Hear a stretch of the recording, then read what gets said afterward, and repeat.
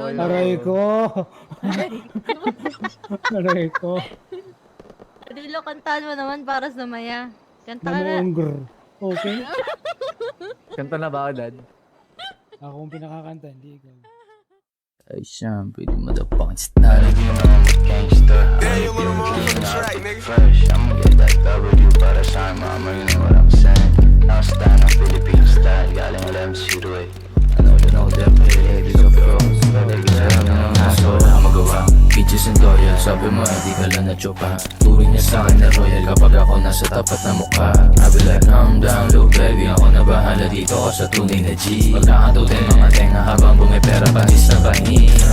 It is what it is, yung mga basic na rappers sa gang ko napapawalis.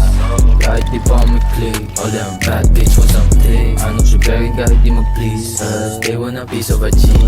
Malamig natural swag na ako basta irong Asian, pure Filipino blood gangsta. Manatili kang tahimik, sabi yan ni Papa. Ubi na bandana, abot NY ang gorilla. Habang walang license, pasunto ko sa dista.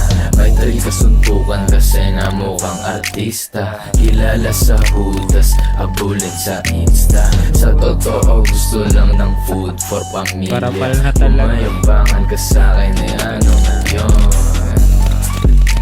Doon na ako kumakwarta. Money over bitches, supremacy.